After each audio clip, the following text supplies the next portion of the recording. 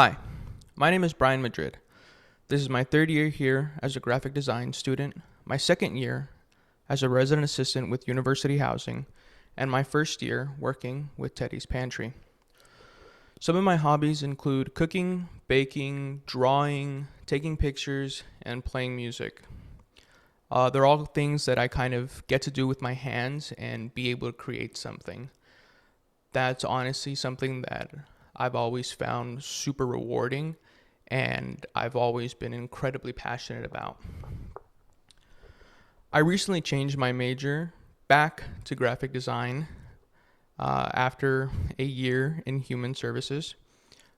It was through those hobbies and through some self reflection that I was able to kind of realize that that's what was important to me. That was what I valued, and the main goal for me was to kind of just be happy with whatever I was studying.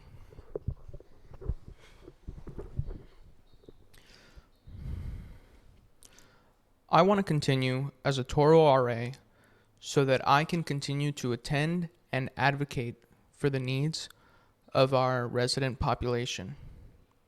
It's the opportunity to create a home away from home for our resident population and creating an environment in which they know that they are genuinely cared for. I still remember what it was like to be a freshman my first year, my first week in housing. I was lost, I was alone, and I was a little bit afraid. I understand that that's an experience that everybody is going to go through as they come into this sort of new environment, but that's something I really want to be able to help our resident population through.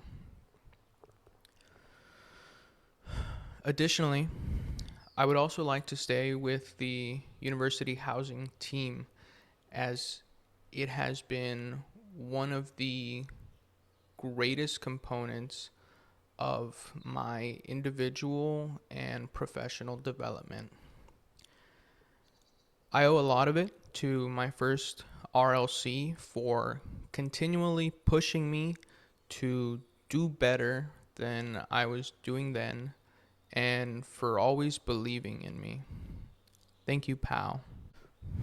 A unique experience that impacted my role as an RA was the semester I had off from the housing team.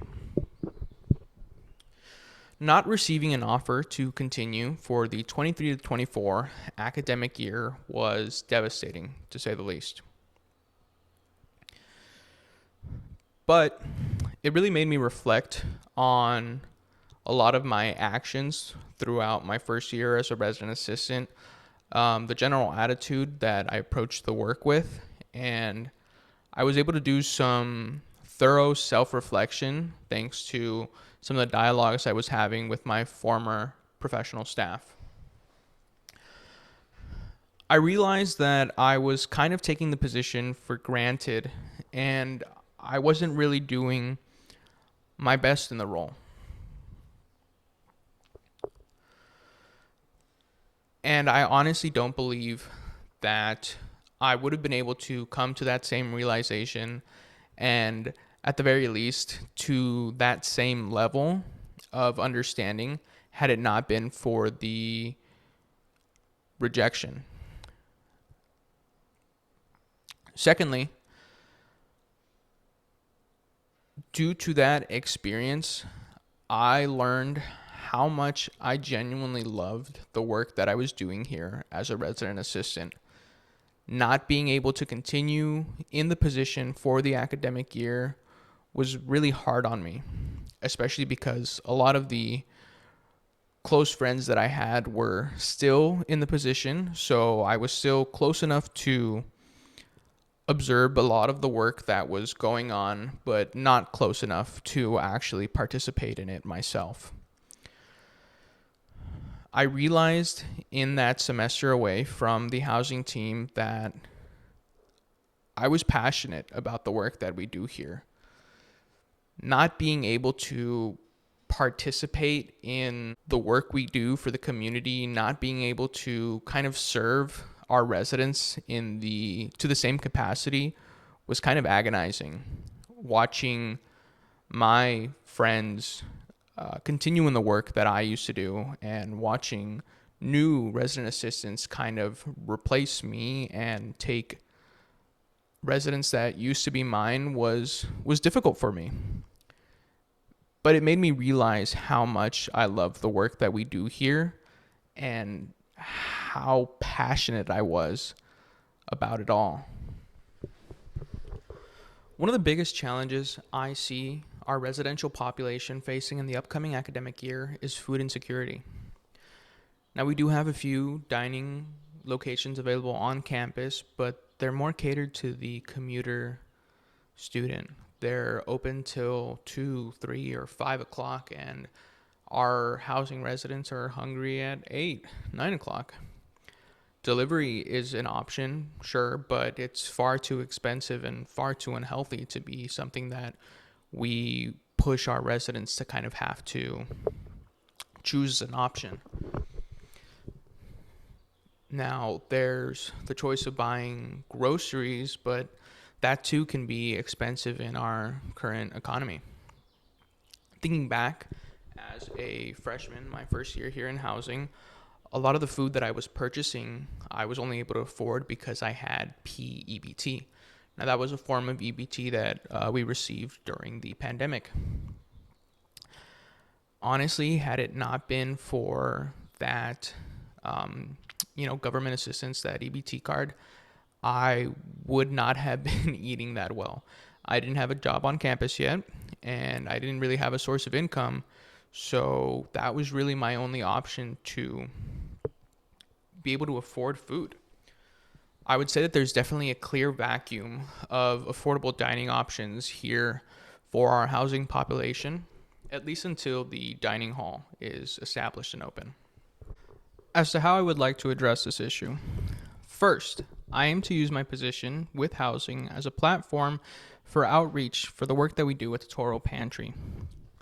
Teddy's Pantry is a food pantry we have here on campus where students are able to acquire free and nutritious food up to once a week.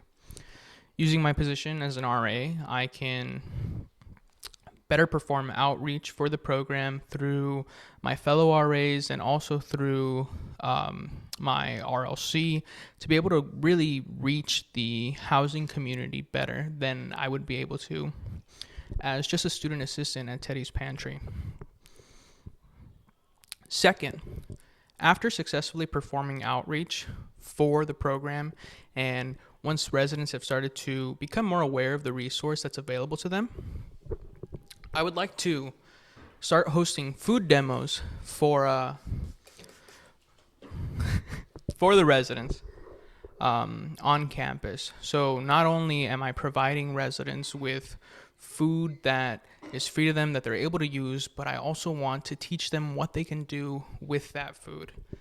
It's an old saying, but you can give a man a fish, feed him for a day, teach a man to fish, feed him for a lifetime. And that's the exact concept I really want to follow with the food demo idea.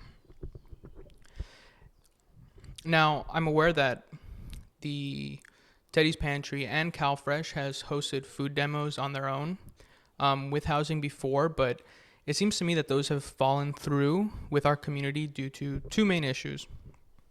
One being advertising, and two being time frame.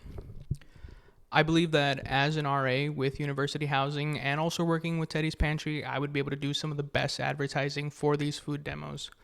After all, I live in community, I know the community, I regularly engage with them, I see them on a frequent basis. I would be able to do a great job at advertising the events to all of the community. Second of all would be time frames. Time frames have been a big issue for these food demos that the pantry has been hosting, where the most recent one was held at about between 1 to 3, which is when a lot of students are actually going to class or are honestly still asleep.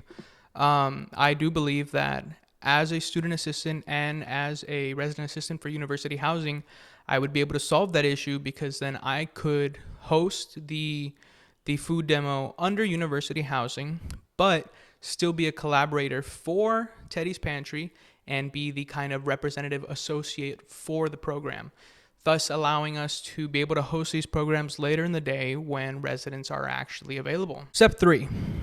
I wouldn't want to just stop at hosting the food demos. It's one thing to be able to teach the resident how to cook this food and make something truly delicious and nutritious, but I would also want to incorporate CalFresh into these events. A lot of our students, a lot of our residents are eligible for CalFresh, but they may not even know it. A lot of them do know it, but they have a difficult time with the sign-up process. I want to make it as easy for them as possible to sign up for CalFresh, to qualify, and to start receiving these benefits so that they can continue to afford food and be able to avoid this issue of food insecurity. I want to be able to provide those same opportunities, those same benefits for all residents in our housing community. I envision my role here with university housing as an RA being an uplifting and kind of supportive role with the campus community. I absolutely love being a pillar of the housing community, and there are few things that I enjoy more than seeing residents grow and mature into the people that they want to be, the people that they're meant to be. Additionally, I also really enjoy being able to bring campus resources to our housing community through our programming and events.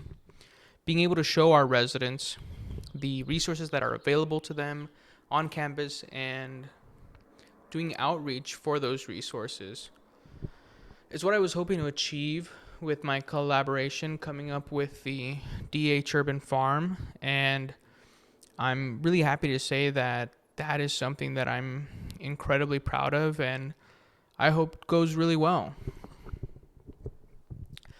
At the end of the day, I want residents to be able to make the most out of their experience here with housing.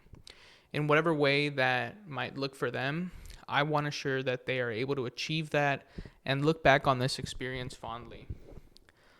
I want all residents in the university housing community to be able to enjoy their time here and fit in within this community in the same way that I have been able to find. That's how I envision my role as an RA.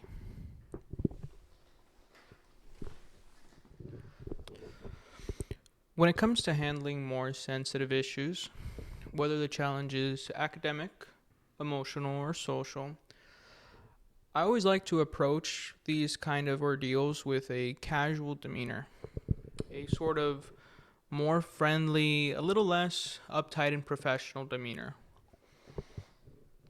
If a resident is forthcoming about these issues, then I find that the first step for me is always hearing out what they have to say, letting the individual know that they're seen and that their problem has been heard.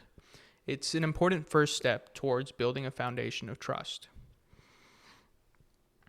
If they're not as forthcoming about these issues, but I still take notice through observing them, then I try to approach them about it in a one-on-one setting where I can keep my casual demeanor, but still allow the resident privacy, the opportunity to open up without feeling uncomfortable about it.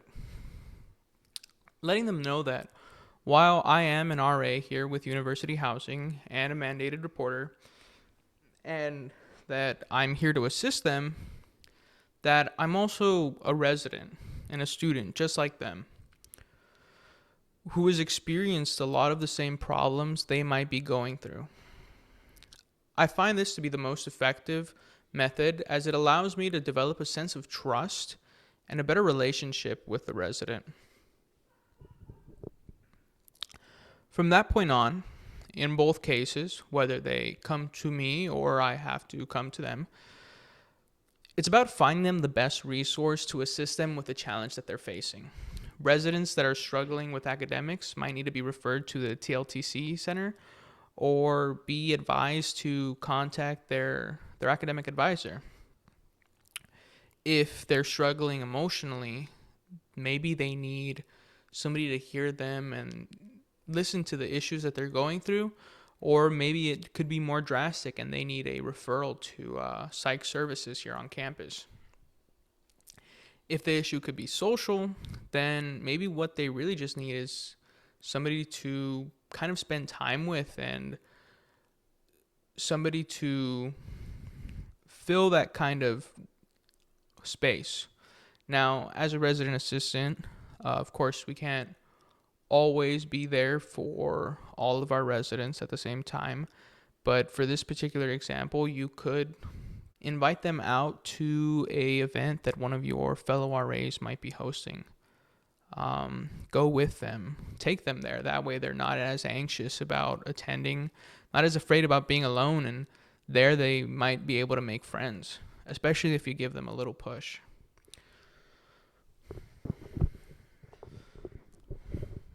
In all cases, I like to share about myself in any way that can relate to the individual and kind of remind them that they're not the only ones going through these problems. I often find that this approach results in better results because the resident is more forthcoming, more trusting, and more willing to open up about these issues. I believe there's a time and place for, being professional, but sometimes you're able to get a lot more done by reminding them that you are a resident too. Looking back at a lot of the personality tests we took over this semester, and including my first year as an RA, I would have to say that being authoritative isn't really my strong suit.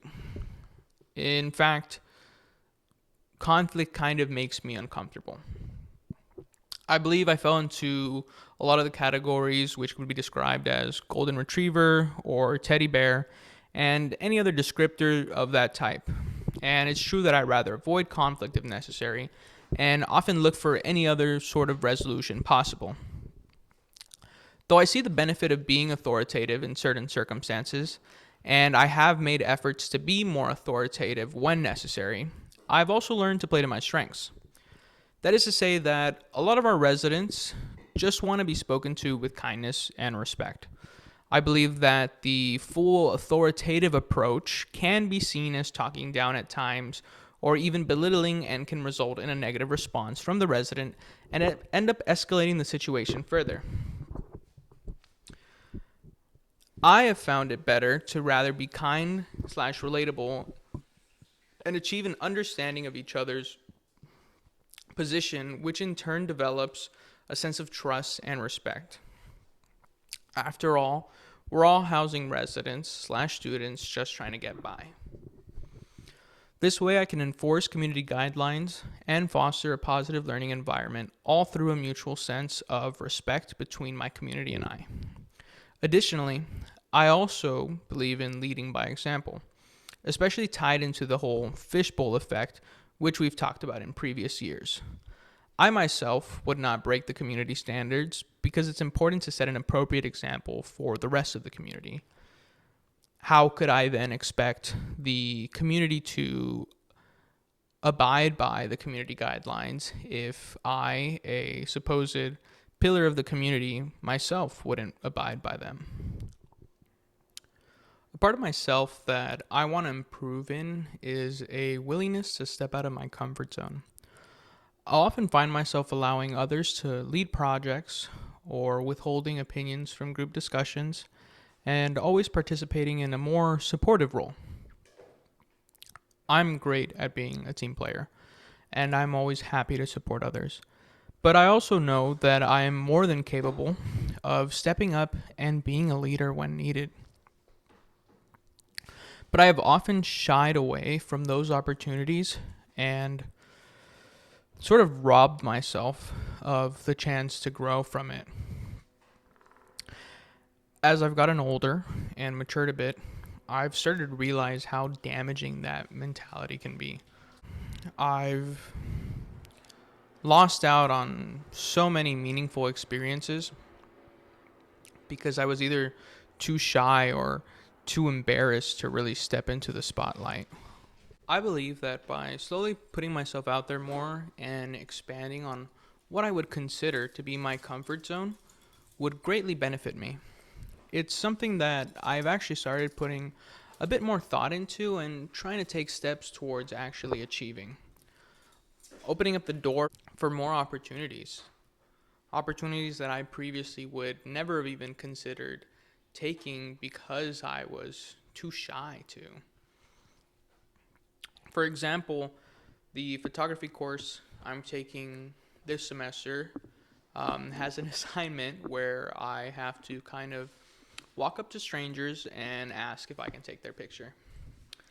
Now, as you can imagine, that is not something I really have enjoyed having to do, but it's helped me learn a lot. It's helped me grow a lot. I'm putting myself out there. I have to kind of swallow that nervous feeling, but I'm proud to say that I'm getting out there and that I'm doing it. I think being able to overcome this sense of embarrassment and issue with my comfort zone would really unlock a lot of opportunities for me. I truly believe that I am quite capable and that is one of the few things really holding me back from getting out there and just doing so much more. I hope that you all decide to move forward with me as a resident assistant for the upcoming 24 to 25 academic year. There is so much more that I want to do for this community, and with your help, I believe that I can achieve those goals. I've made a lot of strides in my personal development to get to where I am today, and I hope that that reflects in the work that I do every day. This is a community that I genuinely care for, and I love the work that we do here. Thank you for considering me for this position.